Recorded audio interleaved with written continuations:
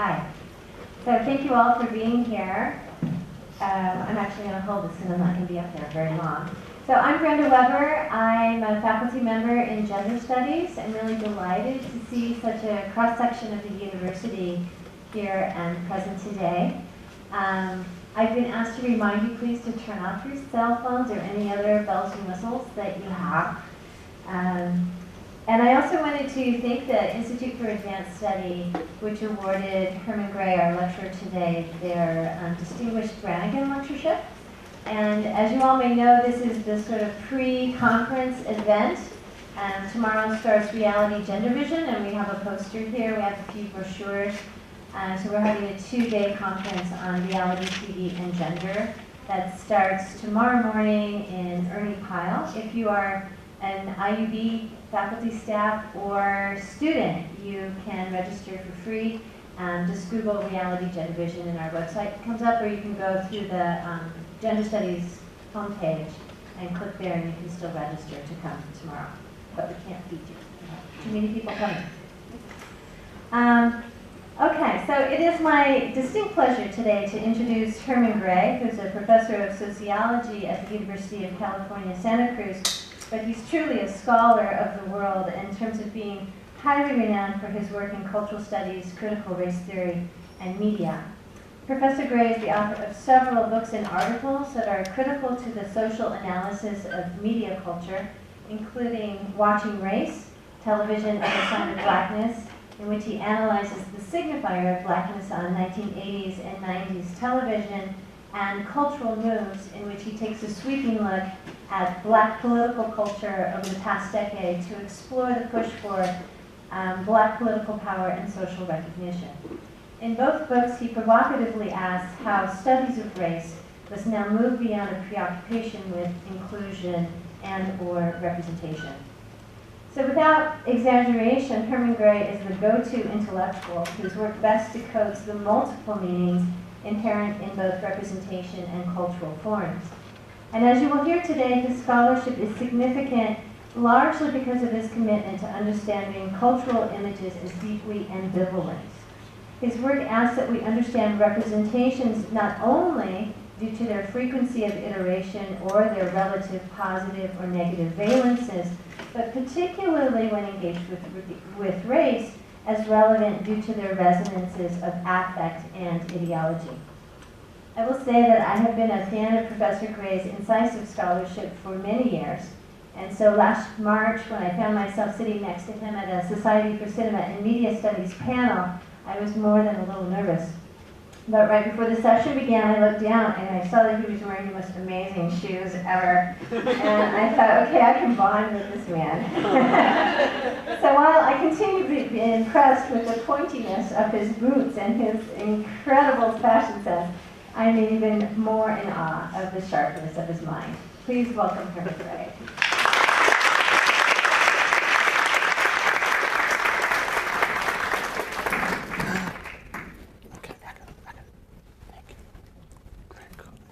Thank you, Brenda. That's a lovely introduction. It's a pleasure to be here, and thank all of you for coming to the pre-conference lecture. The conference, actually, that Brenda and her colleagues have put together looks absolutely amazing, so I'm looking forward to it. In addition to thanking Brenda, let me thank Ivona Hedden. Is that, where is she? Oh, did I say your name right? And Josie Limbaugh, and is it Shahin Kachwala, who have been generous hosts and made sure that I was attended to and where I needed to be. This is my second time in Bloomington. I came some years ago when Michael Curtin, my colleague in media studies, invited me to give a seminar in his department years ago. So it's a pleasure to be back. I also was reminding the shuttle driver that when I was in college, I worked in French Lick at the big hotel there. So a bunch of us would come up from the south and wait tables. So I do feel some connection to Indiana. So I've added one more term to the title that I sent Brenda race, resonance, and representation. And that sort of term before the colon is called the feel of life. And I'm going to say more why I took it. But it comes from Billy Strayhorn's composition Lush Life, the Duke Ellington composer and collaborator for many years.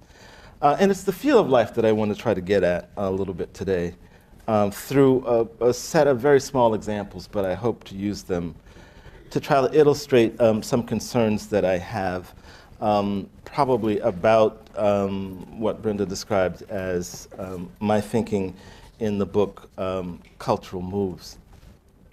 And at the end of that book, I posed to myself a series of questions about the investment in representation. And this is piece that I'm going to present today is a sort of second part to a piece that tries to make an argument about what an investment in representation and visibility might accrue and what the limits of that are. And so part of this question that I'm asking myself is sort of where does one look for ways of thinking about political culture, about representation, and about the investment in the politics of representation. So this idea is sort of working out for myself a way of trying to think of that through.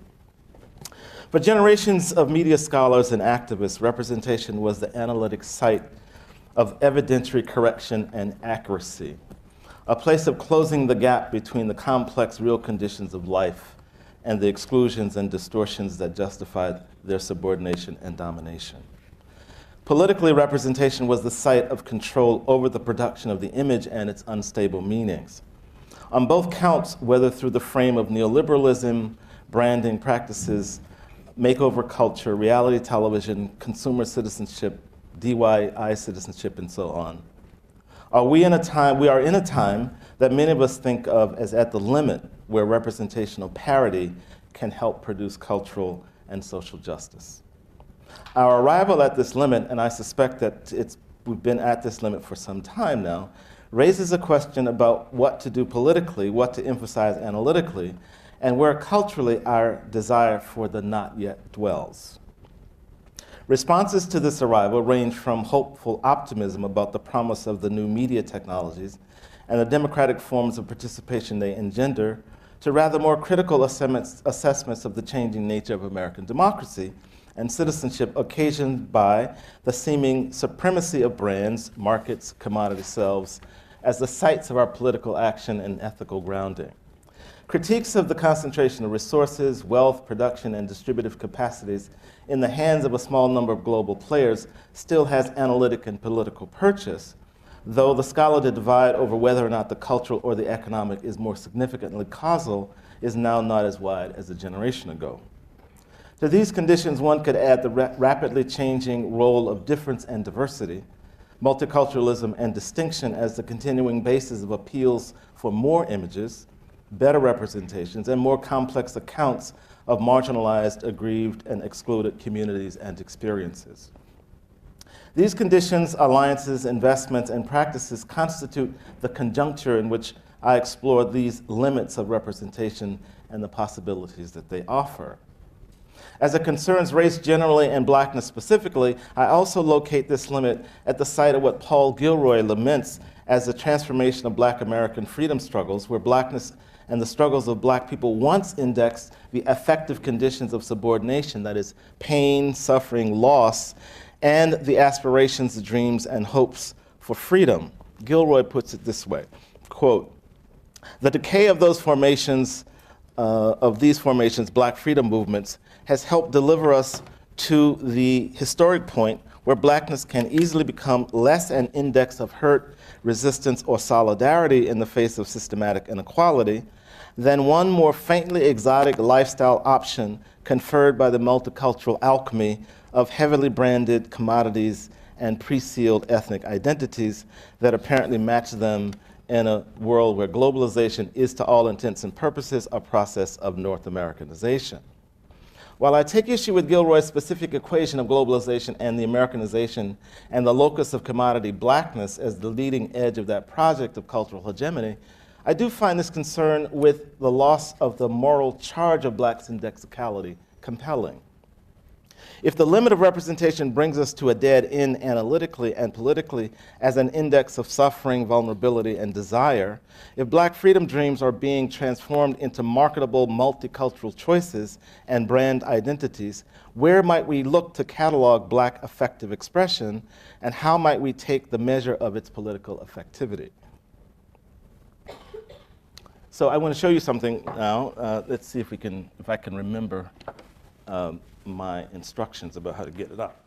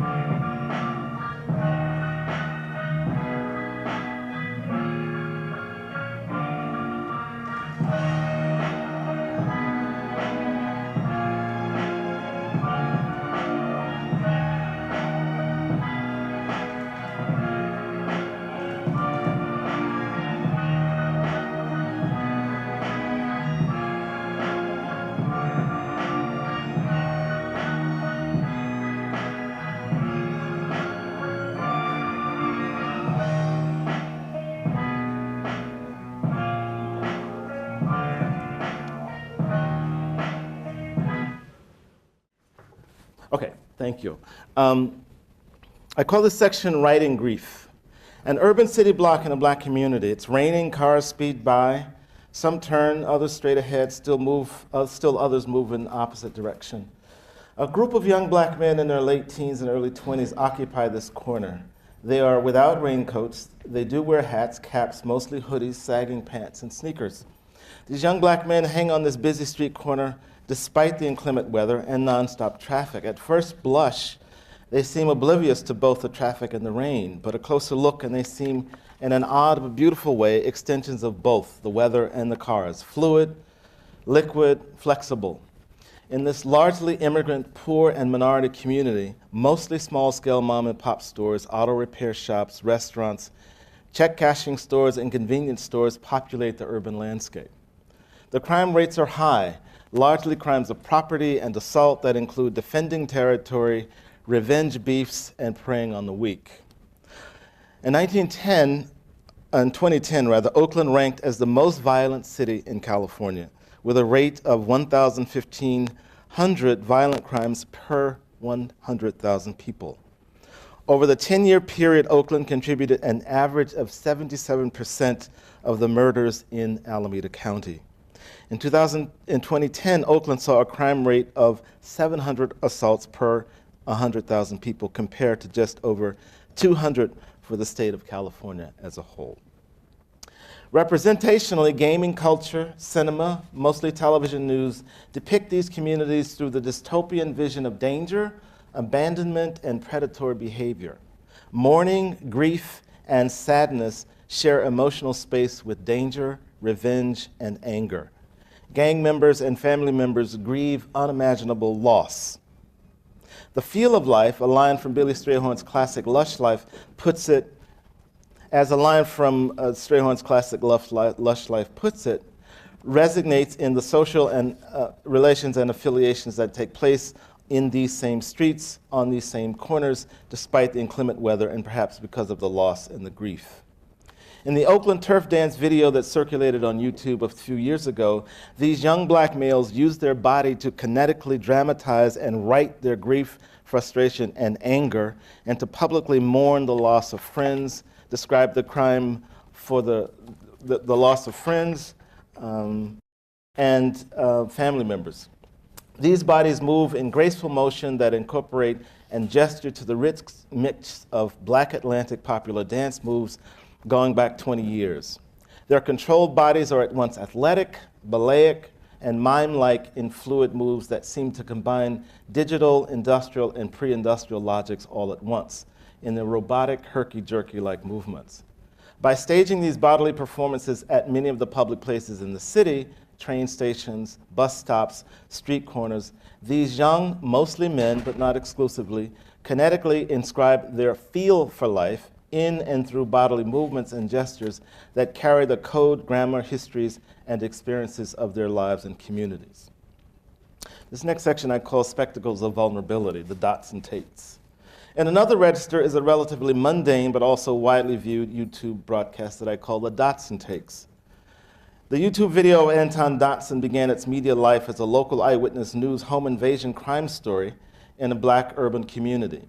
In the original news story, Dotson, an African-American resident of the neighborhood where the crimes occurred, and members of his family speak on camera to a local eyewitness news reporter about the home invasion and attempted rape of his sister. In the eyewitness news account, Dotson and his family members describe the crimes for the reporter and viewers and serve notice to violators and would-be violators that his family members are watching. Their direct camera address appeals to community solidarity and witness and affirms a sense of attachment and belonging to their neighborhood and their community. Part plea, part declaration, perhaps even threat, his address is certain and direct. So I'm going to show a bit of the next one. Terrifying moment for a woman who woke to a strange man in bed with her. The woman screamed, her brother rushed into him. They're off. That break-in happened early this morning in the 500 block of Webster Drive in Huntsville. WFS 48 Elizabeth Miller caught up with the victims. Elizabeth's emotions were running high. And Mark, the woman, the victim, tells them that a man broke into her house and tried to rape her. Her brother went in and he tried to help her out, but the man got away, leaving behind, though, evidence of his visit. Kelly Dodson was asleep with a little girl inside their apartment on Webster Drive when I was attacked by some idiot from out here in the project.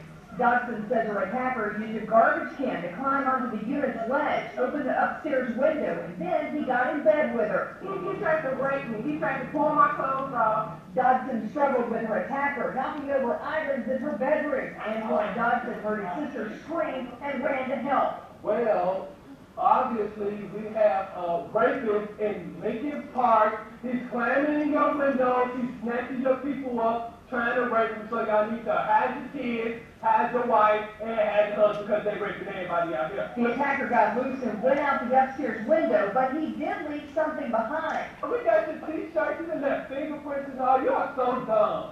You are really gone, for real. A crime scene investigator photographed and dusted for prints from the lid of the garbage can and the window pane and ledge. Dodson says he's never seen the perp before, but sends this warning to whoever is responsible.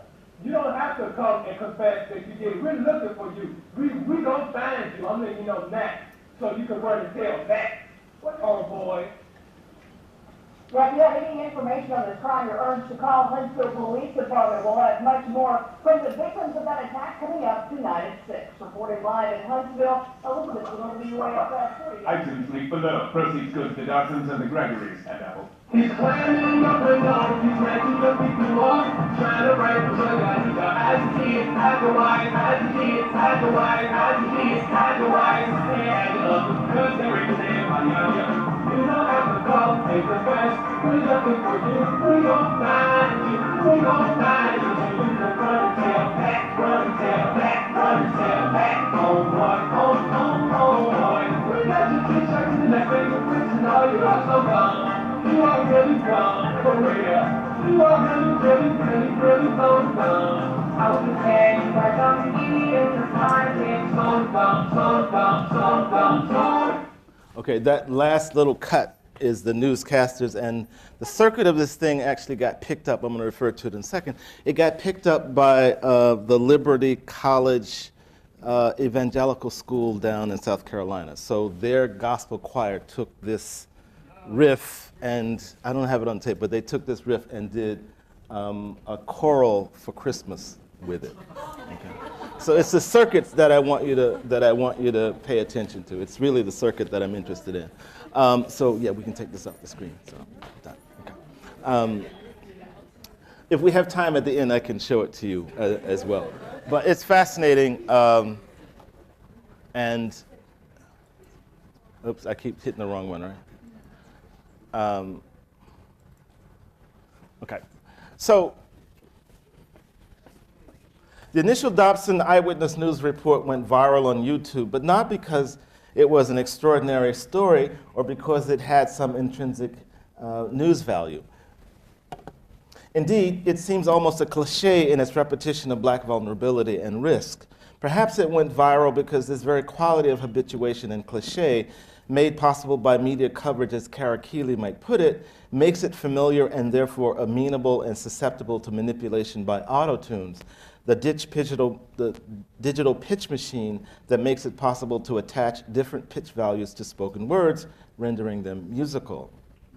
In the Eyewitness report, the descriptions, pleas for community security, expressions of collective vulnerability, and declarations of vigilance in the communal watching or surveillance is the stuff of auto-tune translation from actual account to melodic rendering. In the story, Dodson's admonition, "Hide your kids, hide your wife," becomes one among an endless number of looped melodic and rhythmic rapped refrains that sped across the internet. The viral media and circuit through which the Dodson take was reversioned are also worth mentioning. Dodson and his sister appeared on camera, but it was Dodson who became an instant viral hit on YouTube and YouTube celebrity, largely because of his emotional register, one that John L. Jackson might encourage us to recognize as sincere. Like the Rodney King tapes of an earlier generation, Dodson's take was ripe for taking, for a kind of discursive and media disassembly and reassembly that fit well with digital capacities and platforms, like YouTube and Facebook. Instead of disaggregation and the object of dispute as legal evidence, as was the case in the Rodney King videotape recording which preceded it by a generation, Dodson's take was transformed into a song and instantly circulated, where it took on the burnish, even if momentarily, of spectacle and celebrity. Along with car chases and local corruption, stories of property crime, home invasion robberies, violence, and theft, like those covered in this story, are a staple of local news, so much so that the Anton Dodson story actually seems unremarkable to the degree that it is easy to catalog, represent, and see these neighborhoods and the people who live there as other, as threatening to the normative middle-class attachments to spaces of security and comfort. I want to explore more fully this idea that one of the features of the Dodson takes is its capacity to show what it feels like to live in the condition of abjection, vulnerability, and risk, but in a way that mutes and thus shields that sense of danger from normative perceptions of comfort and security. It is by now commonplace to suggest that race ways of seeing and seeing through race structures the production of discursive understandings about race and our looking practices with respect to race. Race ways of seeing and seeing through race then naturalize and fix, for instance, the alignment of crime and coverage of black communities, or the alliance between black middle class success and the cultivation of the responsible entrepreneurial self. In the transformation of Dotson's home invasion crime story into the YouTube viral video, what is it that viewers are invited to, or more likely disinvited to see? How is the angle of vision structured by the conventions of local news production and coverage made strange in the process? Do either of the modes of representation, the news story or the viral video, invite or discourage an emotional identification by viewers with the members of these communities and their vulnerabilities? In the politics of representation aimed at visibility and recognition, the invitation to see, to recognize ourselves in these communities and their lives is an opportunity lost, as Michael Curtin put it in another context. Heightened vulnerability, risk, insecurity, abandonment, and the absence of a commitment to the common experienced by members of these communities are easily evaded, even as we appeal to television and media for more representation of race that will purportedly achieve parity between our screen imagination and our real selves. Instead, we achieve and perhaps even celebrate a kind of visibility that is all too easy to see and not see, a seeing that affirms the neoliberal project of self-making and care in the name of diversity, but is incapable of sensing or feeling empathy through difference. It is the numbness and the indifference it carries and expresses to that collective empathy and the capacity of racially marginal and subordinate people to express and circulate this feel of life that interests me. These modest examples are rich not so much because they are representative or exemplary, but because they are good to think with about the limits of a politics of representation that insists that we appeal to television and media images and the logic of representations of race that reduce this gap between our screen imaginations and our real lives.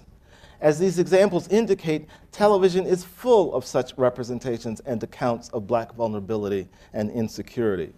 So I want to use these examples to interrogate questions about the feel of a sector of black life that do not so much appeal to the veracity, accuracy, authenticity, and legibility, but what it might mean to think in the spaces of excess and resonance and sensation. So I want to approach Strayhorn's theme from Lush Life, the feel of life, first by way of John Jackson's formulation of a hip-hop epistemology and racial paranoia to argue for a modality of racial feeling that is an alternative to the neoliberal investments in representation and diversity as regulatory techniques of power. I then interrogate the examples for their registration of public feeling about blackness rather than as yet another visible, recognizable, and consumable register of black difference. Can you feel me? Paranoia and everyday blackness. For our amusement and distraction and escape, hundreds of images like the Dotson takes and the Oakland turf dances circulate every day on YouTube, Facebook, and in personal communications and archives of web users. I'm interested in these everyday expressions and circuits not just for what they mean or the accuracy of their legibility, but where they circulate and how they mobilize and charge emotional feelings, including anxiety, stress, anger. Perhaps even on occasion, more general public feelings, indifference, fatigue, and impatience about race and blackness. What I want to suggest is that these forms of racial practice and performance express a kind of visibility and recognition that we easily and dismissively fetishize and to which we attach negative, sometimes even disgusting emotions like fear, threat, danger. This kind of visibility, and I would add legibility, that these forms and subjects of popular image culture perform are, I think, much more intrinsic.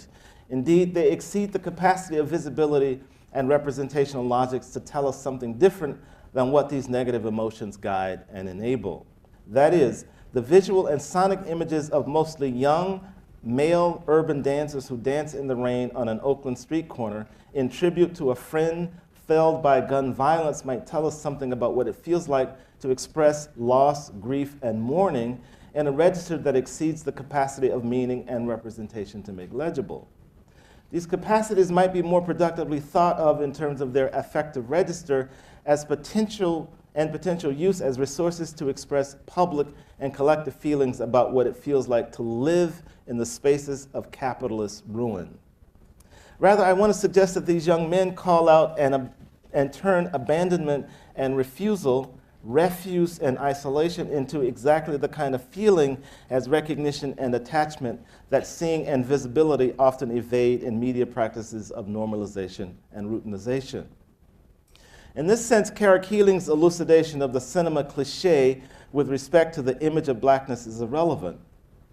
Keeley, drawing on Deleuze, suggests that black cinematic cliché functions to inure viewers to the image and that our motor sensory response to the image of blackness habituates our perceptions to remember and repeat past associations, meanings, and memories. Because we most often experience these black bodies in the media as danger, as crime statistics, as cannon fodder for local news stories that ensure normative safety and security, we can't see them and don't recognize them except through the habituated emotions of fear and danger. The racialization of the normative modes of seeing make it difficult to see through the logic of the neoliberal ordinary and the everyday. In an image culture saturated with the image of criminality and suspicion, attached to non-normative bodies, including immigrants, including terrorists, including all kinds of ethnic and racial cuts, it is almost impossible to see these young men, their lives, and locales except through the degradations mobilized by affective attachments to danger and fear. Not only do these young men see each other, but through their bodily writing on the dystopic urban landscape, they flip the mediated script, foregrounding their claims, imaginations, and desires. But these are not merely the performances of black masculinity made legible and visible by means of representation. Rather, they are emotions, imaginations made tangible as practice, comment, and critique that write on the surfaces of urban space, highlighting in the process the terms of participation, refusal, alternative possibilities in the space of neoliberal abandonment. Now, in his critique of authenticity as the basis for black belonging and his interrogation of the routinization of race in the media, John Jackson appreciates the role of affect and racial feeling as a necessary epistemological ground for understanding dimensions of contemporary black self-making. I want to think with Jackson's idea in this regard to consider how we might use examples of dots and takes and the turf dancers to read in an alternative register. This means attending to the sonic, digital, epistemological registers in which black feeling and feelings about blackness circulate. To begin, Jackson makes the claim that the epistemology on which hip-hop depends centers the modality of feeling rather than understanding, even though the language of exchange and circulation continually calls on subjects to recognize the real. Centering of the felt in hip-hop, on the other hand, structures the terms of knowing and offers a means of entering into the pleasures of the music, the language games, and the culture work that these forms express and perform. This ground of feeling provides the resonant terms that allow hip-hop expressivity to exceed the various technological forms in which it circulates. So while the various dots and takes and images of the turf dancers circulate mainly through the visual register of digital culture, following Jackson's insights about feeling as the ground of hip-hop epistemology, it is the feelings that each of these modest examples conjure that gives the expressions of loss, grief, vulnerability, both a means of connection and the sense in which their claims are real, or, as Jackson would say, that they are keeping it real. Through the aesthetic and conventions of local news work, the eyewitness news accounts provided by Anton Dotson foregrounds the factual details of the story and turns his pleas of sincerity into lighthearted news chatter in what Jackson would call the spectacularization and the routinization of race. And yet, in the epistemological frame that Jackson makes explicit, it is the realness, the do you feel me quality of Dotson's pleas that lends itself to various takes and rewriting via auto-tunes. As Jackson puts it, you feel me ensures that hip-hop doesn't rely simplistically on what people can prove with mathematical formulas or scientific experiments. Something about the truth, about real life, is more powerfully felt than statistically proven, more intuitive than seen, which is precisely the sensibility that grounds racial paranoia. So I want to underscore the role that the affective as a form of knowing, this emphasis on the felt, provides an analytic cut into reading the circuit and register of racial feelings that otherwise go unnoticed or undetected. As Jackson suggests, to feel someone is to connect with them beyond words. Familiarity is something that you sense, not what your gullible eyes might try to violate. For Jackson, then, these forms of attachment and identification that he gathers around the concept of sincerity avoid the litmus test of authenticity that authorize and underwrite identity and belonging. By reserving a central place for sincerity in the discourse of Black belonging and affective connection, Jackson remains alert to the role of stories, worldviews, epistemologies that organize and guide Black life and feeling, while avoiding tests of their veracity either by academics or nationalist gatekeepers who insist on fundamental ways of being Black or belonging. In this context, then, Jackson also suggests paranoia as a useful index through which to take the measure of Black affective life that must negotiate the admittedly subtle but no less powerfully felt and intuitive expressions of contemporary racism. Applying Jackson's insight about the role of feeling and sincerity as epistemology might open an analytic space to suggest that the idea of attachment, as our examples suggest, can be expressed through various digital platforms and practices that call upon the body to keep it real in both sonic and visual registers. In this way, we might ask, is it possible to feel attachment to Dotson? Can we feel attachment to the turf dancers? Can we feel attachment to performers in reality television? In each case, can the potential for attachment exceed the actual dramatization of citizenship, identity, and belonging demanded by the logic of representation and neoliberalism?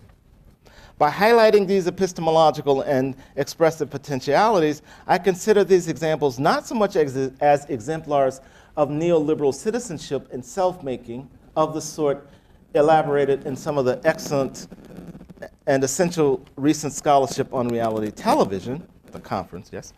Rather, I want to read them against the grain of the pathological and moral judgments in which they appear as failed and poorly realized enactments that both mark the boundaries and reinforce the naturalization of normative citizenship and care for the self. So I approach these performances as affective claims on space and turf and attachments to community that appeal to a feel for life that tells us something about the subjection to racism in this current condition. So I want to return to Jackson's notion of racial paranoia, in which he uses to mark and capture the feeling of irrationality of racism that Black and brown people experience, to yet another cut into the felt experience of racism that might interrupt the drive to read Black representation within the neoliberal project as one primarily about correcting the record and ratifying the neoliberal project of citizenship and self-making. This time I want to call your attention to a different but no less resonant illustration. Dave Chappelle's famous leave-taking from his successful television show, The Chappelle Show. By all accounts, in 2025, Dave Chappelle was at the top of his game. He had a successful sketch comedy show on Comedy Central, a new $50 million contract, and a devoted fan base when he walked away from his show after 2 successful seasons. Chappelle claims that he left the show because he felt uncomfortable when a white crew member laughed at a sketch about Black stereotypes. Racial feelings, which seem private, internal, hard to confirm, and subject to change, seem like a very high stakes on which to hang a successful television career. As many of you know, Comedy Central continues to air, against Chappelle's wishes, material that they call the lost episodes. There has been plenty of speculation in the news media, on talk shows, and even in scholarly accounts of Chappelle's decision and its implications. I'm less interested in those accounts than the feelings that Chappelle reports, the sense of unease he experienced on the set of his show, a sense that cannot be taken in by recourse to a reading of the image from the show. In other words, reading of the representations of the image may not tell us enough, may focus us too much on the celebrity, the spectacle, the brand, and the question of parody, and not get us closer to the register of the resonance, the feeling work of media and television. I liken this moment of Chappelle's racial paranoia to what a former graduate student of mine, now a professor at Michigan State, Terrian Williamson, once described to me as a cringe moment. That moment of deep anxiety, apprehension, anticipation, and ambivalence when the force of the media image conjures all of the burdens of blackness, but also the promise. It is the moment that Kara Keeling, in her account of Fanon's elucidation of the possibility for breaking the power of the colonial gaze, designates as the interval, the place of the not yet in cinema. Charlie Murphy, who was one of the cast members on the Chappelle show's introduction of the offending skit, which Chappelle calls the nigger pixie, captures this sense of the cringe when he asks, quote, "Have you ever been in a situation where you may have felt racially insecure?" I'm talking about a situation where you actually alter your behavior because you are afraid someone of a different color might react, that they might possibly think you're living up to a stereotype, end of quote. On the set, Chappelle describes his own cringe moment of racial insecurity this way, quote, "I felt like I was deliberately encouraged," end of quote. So I want to take the condition described by Chappelle as an opportunity to consider racial sentiment as a practice of inequality and identity, as Imani Perry would put it. Not so much as a matter of mere signification and legibility, but racial feeling and feelings about race produced and circulated in television and related platforms and circuits of digital media as a kind of resonance machine. By resonance machine, I mean to suggest that in an emotional register, media organizes, habituates users to racial injury, pain, and resentment. In her analysis of the Chappelle show, Bambi Higgins emphasizes the impact of Chappelle's accounts of the feelings of racism he experiences, noting in particular his attention to the volume and duration of the laughter at his skit by members of his own crew, indicating that such excess made him feel like they got me in touch with my, as he put it in quotes, inner coon, end of quote. Because I want to reframe this story as not just about meanings and representation, I admit to evading the question of stereotypes and the repetition of those types that media routinely enacts. As central as such questions are, I want to propose asking not just what this means, but taking sentiment into account in an analysis of television as a site for the production and circulation of public feelings about race. In this sense, I want to expand and complement the terms of television analytics of race rather than replace approaches to racial meanings and signification. What race in general and blackness in particular means at the level of text, reception, political and cultural economies remains a crucial point of analysis in interpretive and semiotic traditions of television and media studies. There are a number of productive pathways into centering feelings and meanings in television studies of race.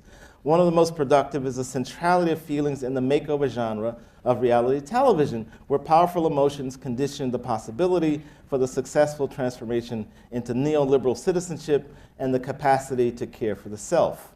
As our front row here says, as Brenda Weber, Laurie Ouellette, James Hay, Toby Miller, and others show, humiliation, degradation, embarrassment, sorrow, insecurity, and a host of other emotional states condition the effective transformation from before of dependency to after states of enterprise and self-sufficiency. Such conditions are often more private, individual, and interior states whose transformations index readiness to assume the responsibilities of neoliberal citizenship and care for the self. As Brenda Weber writes, given, quotes, given that television makeovers work to articulate values of Americanness and to establish the concept of the good citizen by imposing neoliberal rationality on devalued bodies, an argument could be made that makeovers are exclusively technologies of objectification, domination, and power, end of quote. In this regard, I wonder if we might read the bodies of the turf dancers, Anton Dotson, and even perhaps Chappelle as enacting a different order of rationality, the legibility of which expresses as public feelings the loss, grief, pain of racism, but without the requisite humiliation and transformation necessary for entry and belonging required of neoliberal citizenship and diversity. The point is to think through the economy of citizenship and public feelings, but, as Ouellette and Hayes suggest, not routed through the transit points of representational legibility, accuracy, or authenticity, but rather through the forms of attachment and belonging that aggrieved communities use to navigate a kind of ideal citizenship denied. So the effective register of racial practice is central, including different orders that do not easily fit into the production of neoliberal citizenship. As the circuits of his media life shows, the Dotson takes express the perfect moment of neoliberal conditions of possibility for citizenship, at least on first take. Dotson moves steadily towards momentary celebrity and spectacle in Jackson's sense, while Chappelle elects to move away in no small part because he can. I should just say, Dotson also appeared on a quick segment, I think it was the Soul Train Music Awards, performing the auto-tune version that got reversioned from the news story. This is the reference that I'm referring to.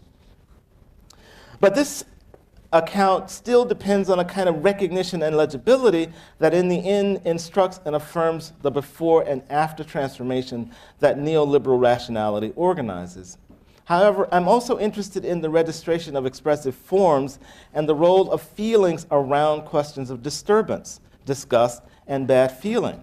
So it is to the public register of racial discomfort that cannot be retrieved or restored by neoliberalism's strategy of makeover and diversity. My colleague at UCSC, Anna Singh, considers the state of capitalist precarity, contamination, and impurity as a limit case of capitalist failure. She urges the study of what it means to live in the ruins of burned out, hollowed out, abandoned, and evacuated capitalist spaces, commending them as sites of productive, imaginative, and new forms of living. Singh uses terms like impure, contaminated, slow knowledge, ruins, and imperfect diversity to describe the productivity and creativity of world-making in these spaces.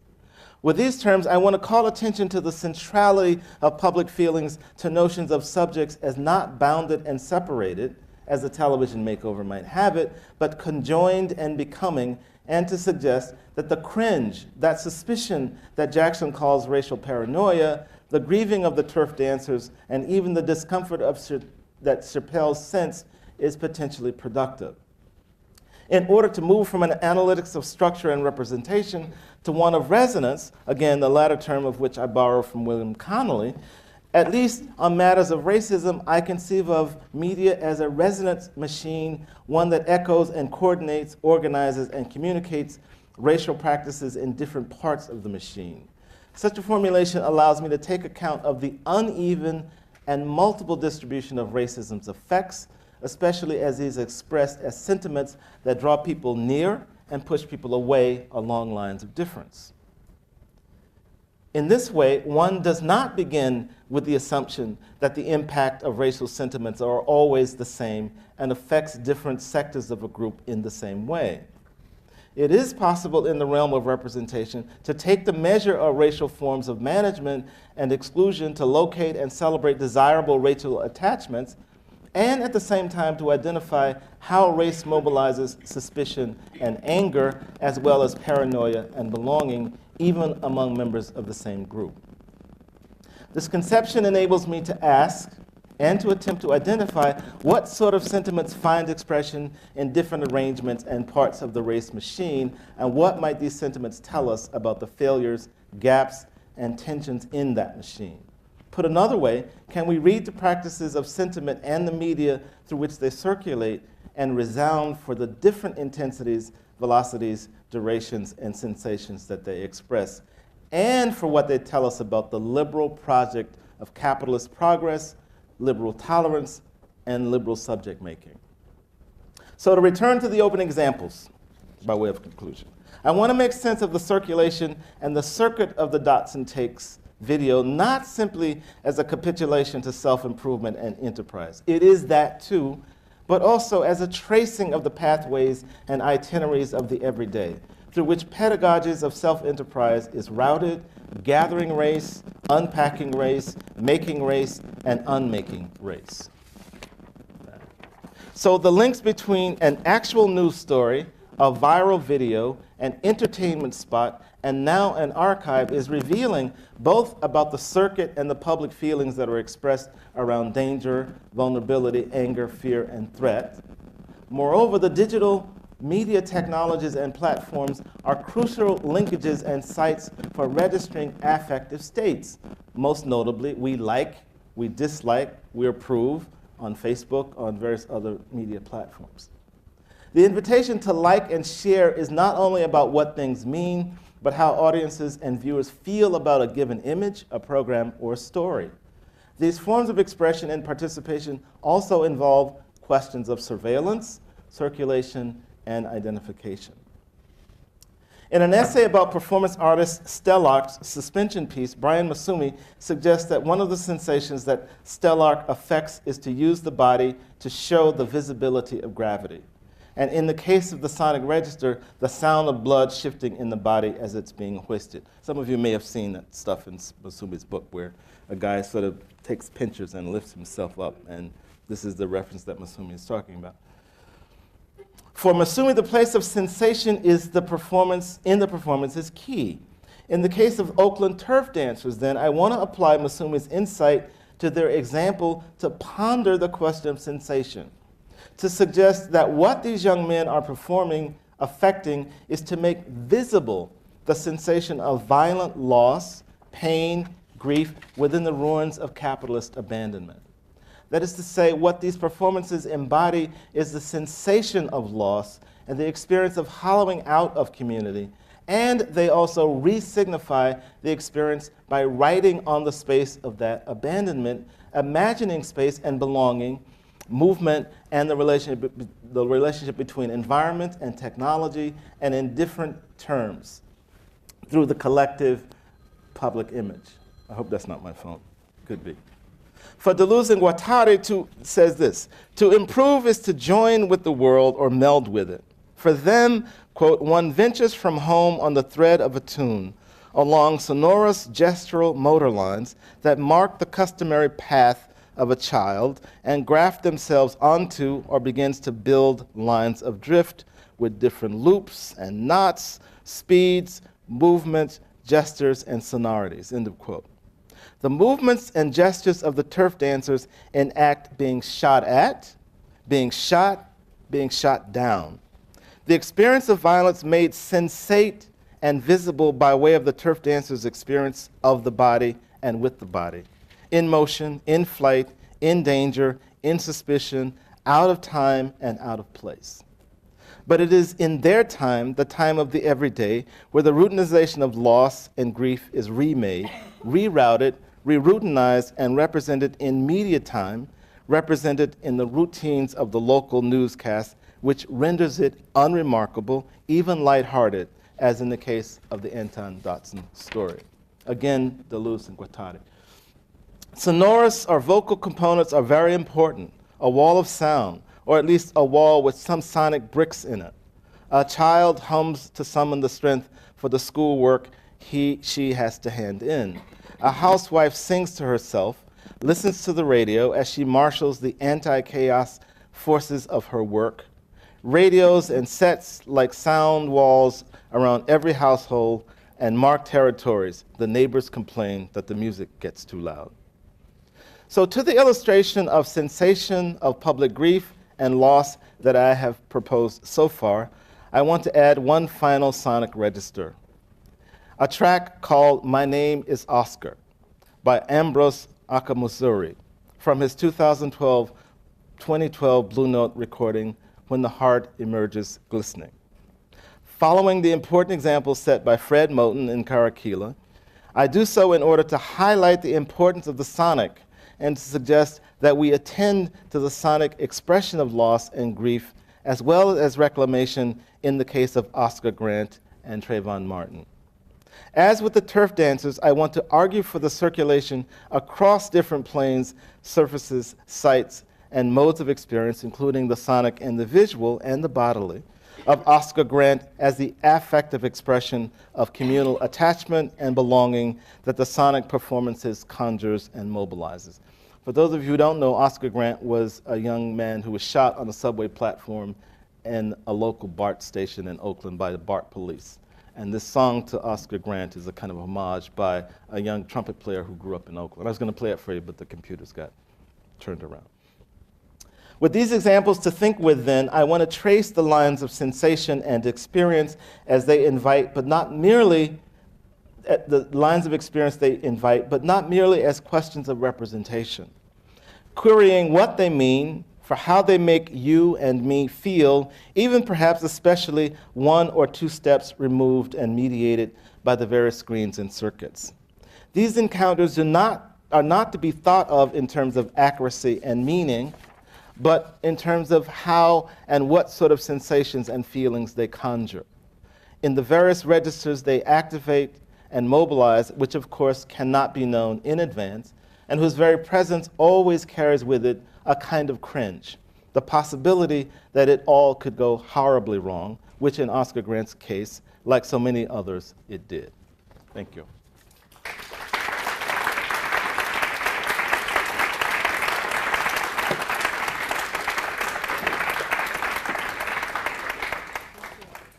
So we have some time for questions, if you all have questions for Herman. Please, don't be shy. So while you're gathering your thoughts, I showed the Dotson clip to a graduate course and to an undergraduate course. You couldn't imagine what the indignation was about, which is part of what got me to thinking about conventions of news work. People were most upset in the auto-tunes version of this, that somehow home invasions and rapes were, in a sense, reduced to the spectacle of an internet viral piece. And so it got me to thinking a lot about, what about the news story? Since we see so much of the grief and anxiety of loss on the nightly news, right? So it was very curious to me that what that got their attention was not the news story, but this other register. Yes? That caused me to think about the argument that I think I'm hearing you make, is that the way in which the Dotson, what you call it? I just call it the Dotson. The Dotson tapes, the way in which the Dotson tapes are framed, are designed to serve as a seeing as knowing that prevents actual feeling, right? That the onlooker, an actual feeling across difference, that's the name of the thing. So that it fixes blackness in a kind of way that the actual reality of the story is insignificant. And insofar as the reality of the story in which it is situated could be significant across difference, the way in which it is framed creates a kind of knowing that it allows for difference to be further instantiated and therefore reduces the ability to actually feel any kind of empathy for the actual story. Does that make sense? Yes, it does. And I think I was making that indictment about the news more than I was about the viral, right? That somehow, I don't want to celebrate the viral as a kind of opposition to it, but it has got me to thinking about how we think about the plenitude of blackness in digital space. So there was another one. I mean, you've seen Walmart people. You've seen the one, ain't got time for that, right? There's this sort of explosion of black people all over the kind of digital world. And so I'm trying to understand what that does and whether that's a site of attachment that's different from what we've become accustomed to around the kind of neoliberal project of self-making, right? So My question would be then, how does one undo that? I mean, I guess that's maybe your question too. How do we want to do that and move toward an epistemology of feeling, as John just talked about, as opposed to one of seeing, which is the privileged mode of knowledge production in the modern time, Yes. in modernity. Yes, and it's a great question, and I don't have a good answer. Part of what I'm trying to think through is precisely the multiple registers in which the interruption is possible, right? That's why I'm sort of gesturing to Kyra Keeling and Fred Moten and those people, Fanon, trying to kind of play with the question of the interval and what Kyra calls the kind of motor sensory habituation to see blackness through the lens of crime and criminality, right? But without the kind of affective dimension that would mobilize a kind of action, right? We're sort of inured to it, right? At the same time, what neoliberals makeover genre does is it also posits African Americans as precisely productive citizens who can take on the kind of makeover virtues of self-improvement, right? And so you have these sort of multiple epistemologies operating in these spaces that I'm trying to kind of query, well, which one hails a kind of identification through and across different sets rooted in a kind of empathy. It's not just about humor and amusement, but it's also, that's me, or I can, right? And so one thinks that when it shows up, when the choir at Liberty Baptist grabs it as a kind of song form that they can work with, I'm curious about, well, what's going on there? Do they just see a funny take that they can do something with, or do they see black people that they feel some connection to, right? Jennifer Lawrence at Virginia has a really interesting story about Matthew Shepard and James Byrd. And she's interested in the kind of legal routes of public feeling, but her argument is essentially, I can give you the title of the book later, but her argument is essentially that both of those highly spectacular cases mobilize sentiments of sympathy, right? I'm less interested in the spectacular ones than I am the kind of relentlessness of the everyday. Right? In Oakland, night after night, you see mothers, you see parents, you see communities grieving. And yet the relentlessness of that grief doesn't produce sort of public policy, right? The city is sort of paralyzed to do anything about it. So what I'm concerned about is the way in which we become inured of that, but also at the same time, the way in which, black celebrities are everywhere, certainly in terms of the visual landscape. So the appeal for more accurate images, it seems to me, is not the only way to think this through. I'm not convinced.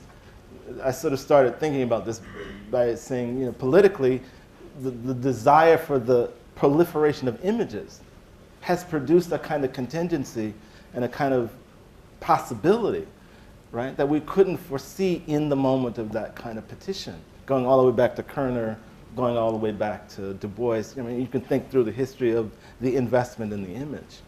And so I'm trying to sort of think through, and these are very small examples, but they give me at least a way of thinking about this question of the routes of interrupting, in some ways, the powerful pull of the investment in recognition and visibility. I'm almost arguing like there's too much recognition, right? Yes? I think that fits very well with the question I want to ask you about the police, maybe the excess of recognition. I've been thinking recently about the relationship of blackness to policing and the production of black culture through policing.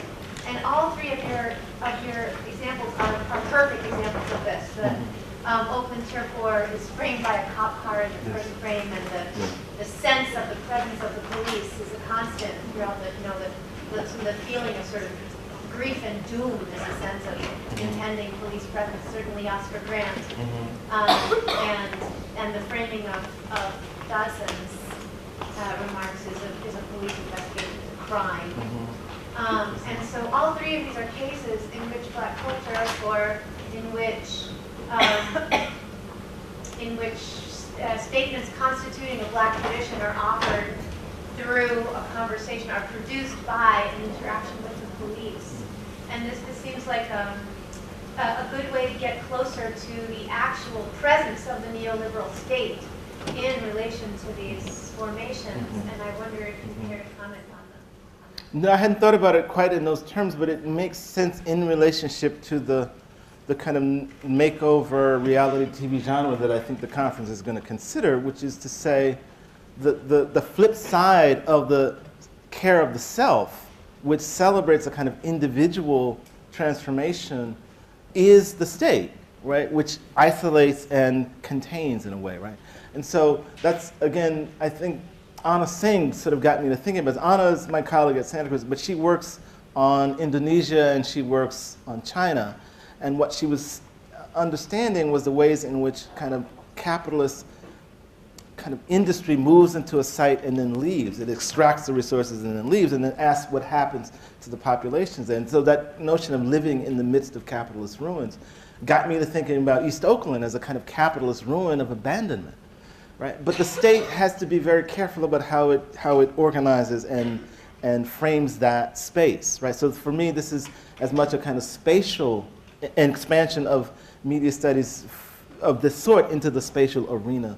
The other thing that comes to my mind is, I think a number of people have written about this, Michelle Alexander, but also Loic Wilquant, about thinking historically about the role of incarceration and the state and surveillance as a kind of materiality of management, right? Because I'm arguing in another piece that there is a kind of discursive management of difference around multiculturalism and diversity, right? In the absence of kind of dealing with racism as an enduring afterlife of slavery, what you get is a kind of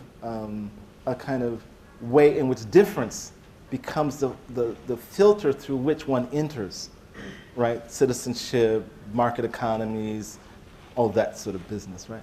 And so it seems to me that one can think about these as related, as sort of complementary, both historical forms in which the afterlife of that violence continues, but also as contemporary forms in which the symbolic and the material also like work together in that way. So yes, I hadn't thought about the sort of the centrality of the police. And a lot of those dances, the young man in the white t-shirt, it was his brother who was shot, right? And what they do, when I refer to them going to subway stops, they will go to different BART stations. In the Bay Area, our subway system is called BART, Bay Area Rapid Transit. So they would go to different platforms and perform. And it started to rub, the police and various folks the wrong way. But it's a different kind of visibility. It's a different kind of attempt to think about space in that way. Yes? So even as we watch the turf dance happen, in capitalist ruin, we're also seeing them dance in front of a vitamin water sign. And there was a point in which I was wondering if this was produced by vitamin water, or if vitamin water saw this and started, circulating this virally. And if they did such a thing, and if it was reframed in that way, because neoliberalism is so good at branding authenticity, branding blackness, does that change the effective meaning of what's happening through the dance? No, I don't think so. I mean, I think that the Yak's film is a young white film student, I think at SF State, or maybe it's the art school, who saw the kids dancing and kind of wanted to shoot it. And I think it was completely, although there have been a number of kind of viral takeoffs of this. If you just go to Oakland turf dancing on the internet, you can start to see the kind of proliferation of this thing, right? So, no, I hadn't thought through the sort of branding element of it, but I was really more interested in whether or not the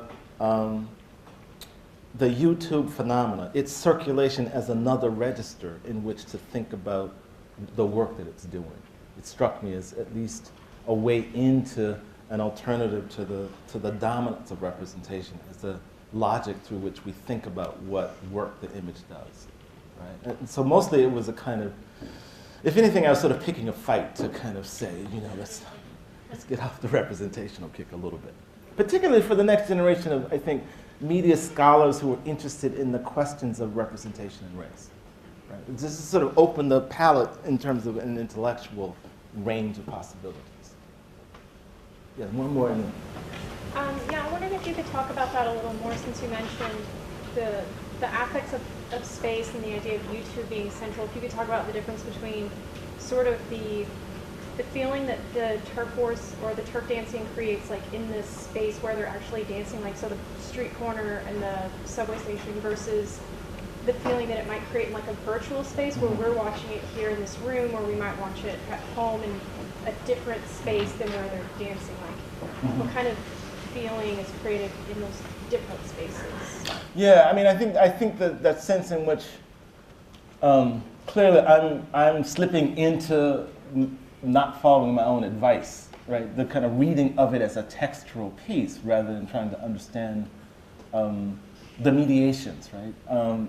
And also sort of assuming that the screen part of how it comes to us matters less, right? That I'm privileging the sort of ethnographic rather than the screen part of it. Guilty. But it seems to me the other gesture I was trying to make was, well, then what does it mean to like this? Well, like, what does it mean to kind of invite a kind of participatory access through Facebooking, through sharing it with friends, right? That level of participation, it seems to me to be useful as at least an entry point into probing that sort of question. In some ways, I think my interest is probably even simpler, which is if television news flattens the urgency of this as an experience in our midst, does these other forms of circulation have the potential to do something else? Right? Is that a space in which we might imagine a set of affective relationships to be built? Now, they're not the same, but certainly they are different from television. So part of it is that sort of spatial, thinking about these other circuits as well. Yes? I'll actually let someone else ask the last question, because I was wanting to just think more about modes of production and circulation that I think should be so fascinating, because it's amateur, and I assume that whoever made the dots and had on their computer, etc. And I think you sort of spoken to that already. So if anyone else has a final question. Yeah, that actually was my question. In watching this, I can't help but think of the somewhat degree of privilege that someone has to have in order to have access to a Mac to do the what other of their technology to auto-tune something and put it up. And if the digital sphere is a place for visibility that produces affect, there's still some kind of cultural intermediary that has a degree of privilege and technological know-how who is populating that space. It's not necessarily the people in that space that are putting themselves there, it's someone else putting them there. Am I on? Yeah, I mean, I think in that sense, the route, the increasing stops along what I call the itinerary of the dots and tapes, gets taken up differently at every stop. So by the time it's the BET, I mean, I was floored. I mean, it was a 10-second intro in a commercial, but there he was. And so, yes, intermediaries all the way up to the level of kind of very calculated entertainment spectacle. But I think at an earlier moment, it is the difference between the newscast and that first order, right? So I'm not sure how to think about the productivity side of it, although I maybe would disagree slightly that the kinds of chops that it takes to auto-tune this. Oh, yeah. Right? That kids in their bedrooms do this, yeah. Sure, but you still have to have enough money to have access to that technology. Yeah. Yes, right. So there's something kind of about with that piece I was trying to get at whether or not Dotson's plea to community might register in a different way using Jackson, because the plea has a kind of hip-hop epistemology to it. And that epistemology that Jackson's trying to say, it's not always what you think, it's how you feel. It's the feeling register that it seems to me that the digital technology allows us to understand. So that is what gets flattened through the conventions of news work. And it maybe gets heightened and intensified in these other modes right, of circulation and production. It's that subtle shift that it strikes me that's worth thinking about. So, thank you again, Herman, and